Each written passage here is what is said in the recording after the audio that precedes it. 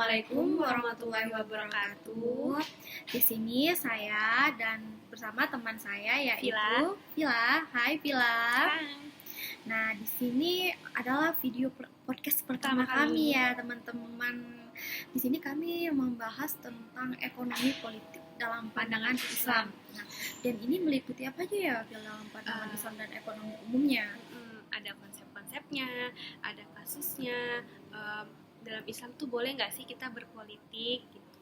Ya, dan juga di sini bukan maksudnya membandingkan atau nggak boleh berpolitik ya. Jadi di sini tuh kami hanya menyampaikan pendapat dan bertukar pikiran kami aja gitu, apa yang kami ketahui dan juga apa yang kami pernah mendengarkan, belajarnya seperti itu. Nah, jadi lanjut aja, kita langsung dari pengertian secara konvensional dulu ya, terus nanti langsung dilanjut sama pandangan Islamnya, teman-teman. Nah, jadi seperti yang dibilang di awal ya, di sini kan ada pengertiannya tuh. Nah, kami di sini akan membahas pengertiannya dulu secara umum. Nah, menurut kamu Vila, yang secara umumnya ekonomi politik itu apa sih? Kalau menurut aku ya, ekonomi politik itu merupakan interaksi ya antara ekonomi dan juga kekuasaan. Nah, di mana kebijakan politik ini itu dapat mempengaruhi struktur ekonomi agar kedepannya itu lebih baik lagi. Dan habis itu ekonomi politik ini menurut aku itu lebih memperhatikan sumber daya untuk menghadapi keinginan dan kebutuhan manusia yang tidak terbatas. Nah, di mana itu setiap negara itu memiliki menggunakan politiknya sendiri gitu. Nah, itu kan menurut aku nih Hesti. Kalau menurutnya Hesti gimana? Ekonomi politik itu seperti apa sih secara umumnya? Dan di sini kan kamu udah menjabarkan tuh ekonominya secara politiknya secara umum gitu kan. Aku pun juga setuju sih apa yang kamu jabarkan dan juga apa yang aku ketahui nih ya. Maksudnya ya sama aja tuh pengertiannya, kan kita sama-sama belajar tuh yang kita pernah belajarin gitu. Dan juga kan di sini katanya tadi tuh ada yang secara Islamnya ya. Secara Islamnya ini kan kita mungkin ada beda pendapat nih gitu. Menurut kamu awalnya tuh pandangan Islamnya tuh apa sih gitu? Aku ya, ekonomi politik itu secara singkatnya aja deh gitu. Dalam Islam ya, kalau menurut aku tuh boleh-boleh saja ya kita tuh berpolitik dalam Islam, tapi asalkan itu tidak merugikan orang lain gitu. Karena kan kelak nanti karena kita punya kekuasaan, kita tuh harus mempertanggungjawabkan apa yang kita lakukan gitu di akhirat kelak nanti, seperti itu. Ya, saya pun gimana ya bebas aja sih untuk semua orang itu berpolitik gitu, nggak ada batasan juga, dan juga kita nggak bisa melarang kan gitu. Yang terpenting adalah tanggung jawab pada dirinya masing-masing aja. Asalkan gitu. Tidak merugikan orang lain dan juga apa ya Phil, maksudnya tuh gimana ya, kita pribadi nih yang punya tanggung jawab, kayak kita nggak boleh melanggarnya atau bahkan bener. apalagi sampai merugikan pihak yang lainnya gitu kan, nggak baik banget. Oh iya Hesti, ini kan sudah nih. Sekarang aku nih pengen nanya deh, apa sih tujuan kita tuh mempelajari ekonomi politik itu? Apa yang manfaat yang kita rasakan gitu kalau kita belajar ekonomi politik itu apa? Menurut Hesti gimana? Ini menurut aku aja nih ya, dari tujuannya itu untuk mencegah atau memperbaiki berbagai perkembangan yang tidak seimbang nih dalam struktur ekonomi, dan juga negara ini memiliki peran ya. Nah, memiliki peran untuk mengatur dan mengawasi ekonomi, memastikan kompetisi di pasar berlangsung sempurna, dan juga informasi merata dan ekonomi yang adil gitu. Dan juga ini kan tujuan aku nih dari pendapatnya aku, dari yang aku tahu gitu kan. Menurut kamu Vila apa ya? Menurut aku pribadi, tujuan kita tuh mempelajari ekonomi politik itu agar kita itu dapat memahami ya masalah apa yang ada dalam dunia politik itu seperti apa. Nah, kita juga menurut saya tuh kita dapat memiliki pandangan yang lebih luas lagi untuk mendukung ekonomi, sosial, dan juga penerapan politiknya itu seperti apa. Oh iya Phil, aku kan pernah nonton nonton lah ya. Dan ini politik sama agama itu tuh bertolak belakang gitu. Dan di sini aku bisa menjabarkan sedikit aja ya. Nah, agama itu tuh kan mengajak untuk kebaikan atau kemaslahatan, sedangkan politik ini bertolak belakang dengan kenyataannya tuh nggak seperti ini gitu. Nah, jadi gimana ya aku nonton itu tuh kayak nggak bisa aku menjabarkan apa dengan aku berasumsi sendiri gitu. Nah, menurut kamu tuh itu tuh bisa nggak sih kamu menjabarkannya yang bertolak belakang gitu? Kalau menurut aku sih, nah itu dia, itu tuh tergantung sama pribadi masing-masing. Karena ada beberapa orang yang memiliki kekuasaan itu malah menyalahgunakan kekuasaannya itu untuk kepentingan pribadi. Nah, dengan menghalalkan segala cara. Nah, itu dia yang dilarang dalam agama gitu. Ya, dan juga jadi kita nggak menyimpulkan ya kan agamanya apa gitu. Yang jelas semua agama melarang untuk berbuat yang buruk-buruk atau kan yang dibilang tadi yang untuk merugikan orang lain atau pihak lain. Oh iya, Esti.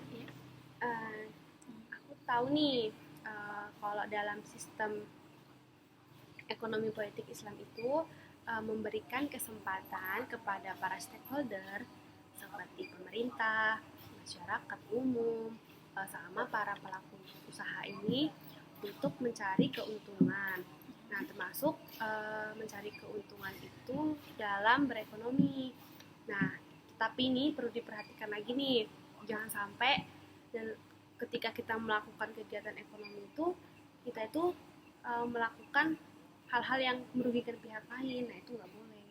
Oh, berarti ini tuh sistem ekonomi politiknya tuh ya. Oh, itu ya teman-teman. Jadi kita tuh harus diperhatikan gitu dalam bertindak gitu, dalam melakukan sesuatu yang seperti Rafila bilang ya gitu.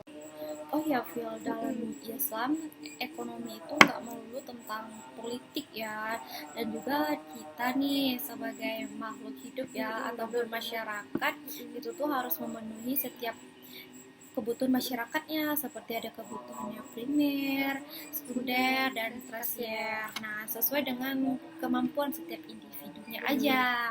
Nah, juga di dalam Islam mengarahkan bagaimana distribusi barang dan jasa ekonomi tersebut bisa diperoleh secara cukup dalam masyarakatnya dan sistem kebutuhan manusianya gitu.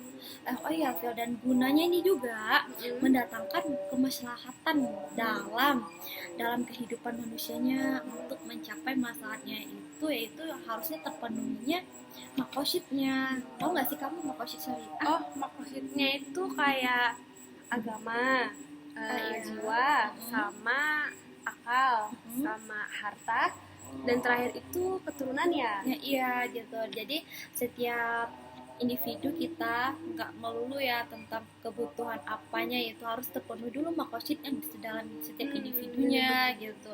Kalau kitanya aja nggak terpenuhi ya mau gimana memenuhi hanya yang lain gitu ya. Bener juga ya. Iya. Oh iya, Phil, aku mau nanya nih ya, ada nggak sih nilai-nilai dasarnya untuk dalam Islam ekonomi politik nih gitu? Bisa nggak sih? Ada nggak sih? Ada sih. Yang terpenting itu ya pasti ya harus berlandaskan pada Al-Quran dan Hadis. Pasti ya, itu pasti yang pertama itu. Kemudian antara lain itu seperti ada ketaatan dan kepatuhan tuh. Nah, kemudian ada keimanan dan ketakwaan kita. Nah, habis itu ada keadilan dan amanah. Kemudian yang terakhir itu ada musyawarah dan kejujuran. Oh iya, politik itu sudah ada loh sejak pada masa Rasulullah. Jadi politik itu nggak hanya pada zaman ini aja, tetapi sudah ada pada zaman Rasulullah gitu. Oh, mungkin dalam atau di zaman Rasulullah itu tuh yang mengandung yang syariat Islamnya aja gitu ya. Atau ada yang kayak kita nih yang konvensional atau umum gitu ya. Yang kita ketahui sih ya yang ada Islamnya aja ya kan pada zaman itu gitu. Nah, di sini kami akan melanjutkan ini ya, Phil, yang tentang kasusnya aja lagi ya ekonomi politik ini. Kamu ingat gak sih yang tahun 2022 ya, tahun kemarin ya, yang krisis minyak goreng. Nah, itu kan menyebabkan inflasi juga yang pertama ya. Nah, dari kasus itu kita bisa menyimpulkan ini loh, harga minyak goreng dengan mudah dipahami secara ekonomi. Tidak demikian halnya juga nih dengan dimensi politiknya juga nggak kalah penting ya kan. harus kayak ada berkaitan ekonomi sama politiknya. Dalam bingkai ekonomi politik ini pemerintahan juga mesti menyadari bahwa tidak ada kebijakan ekonomi dan politik yang bisa memuaskan pihak secara optimalnya. Nggak bisa kan pemerintah tuh memuaskan konsumennya gitu. Ingat nggak sih yang waktu itu yang harganya di mana ya, yang di pelosok aja tuh harganya yang melambung banget gitu ya. Bisa nggak sih kamu ngelanjutin dari kasus minyak goreng Iya ini? sih, yang aku simpulin itu karena menurut saya itu karena setiap kebijakan yang dari ekonomi maupun politik itu selalu ada pihak yang diuntungkan dan ada juga pihak yang dirugikan. Iya. Nah, dari sisi perspektif ekonomi politik itu bahwa pemerintah itu harus bisa menghadapi tantangan untuk membuat kebijakan yang tepat untuk menangani krisis minyak goreng yang ada dalam Indonesia gitu. Ya, jadi bisa disimpulkan kan dari kasus krisis minyak goreng ini bisa jadi contoh salah satu ekonomi politik ini. Nah, di sini kan kita udah ngomongin ekonomi politik ya, Vial. Kita tuh tahu nih pengertiannya, konsepnya, tujuan, terus masa sih kita ngelupain sejarahnya gitu kan? Kita nggak pernah tahu tuh apa. Kapan sih munculnya, abad kapan sih munculnya ekonomi politik ini, kan tahu nggak sih sejarah-sejarahnya itu? Aku setahuku ya, aku tuh pernah baca gitu dan aku juga pernah tahu gitu. Munculnya tuh awal mulanya tuh muncul pada abad ke-18. Nah, di mana itu para pemikir filosof seperti Adam Smith dan David Ricardo. Nah, mereka itu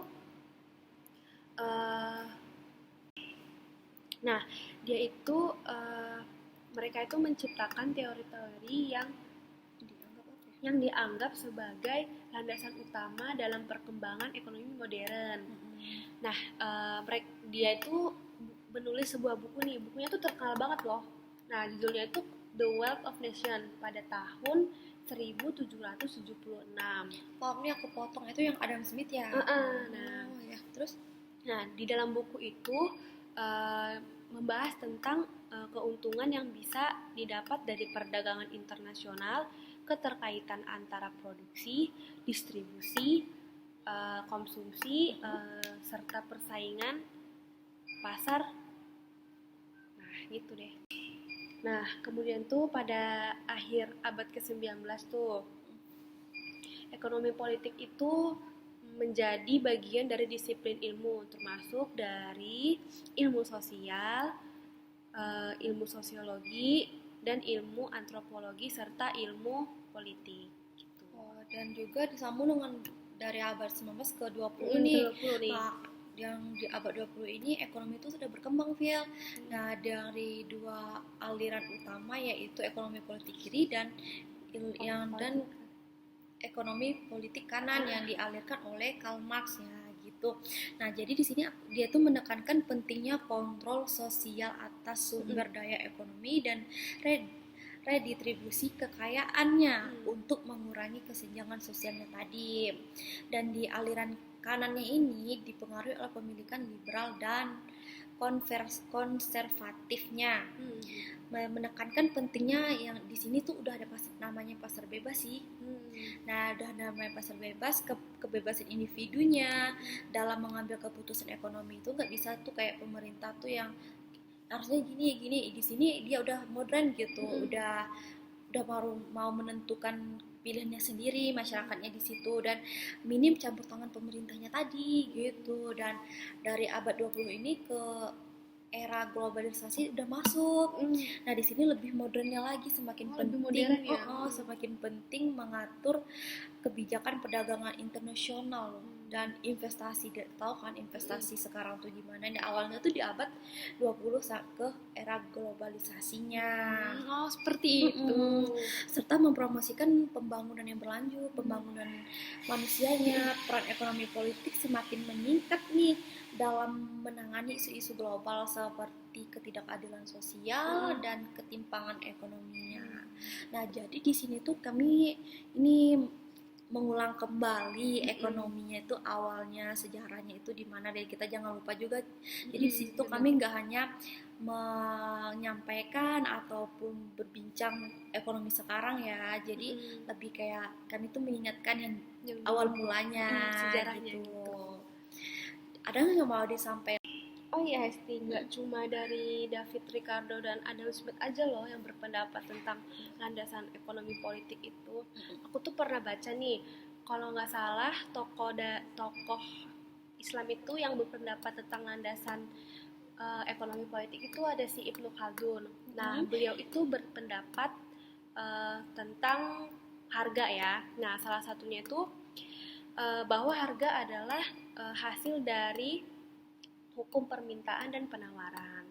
Oh, itu dari tokoh pandangan Islamnya, tokoh Islamnya gitu ya. Iya. Nah, jadi di sini aku bisa menyimpulkan nih yang dibilangnya Villa tadi itu, kan tadi tuh kita ya, gitu maksudnya udah membahas secara umumnya ekonomi politik itu munculnya dari mana, dan juga nggak semestinya dari secara umum ya. Ini ada tuh yang disampaikan Villa lagi itu secara tokoh Islamnya, yaitu ada yang namanya Ibnu Khaldun. Nah, cuma itu ya Villa yang dapat kami sampaikan, kita sampaikan di podcast Kami kita. ini.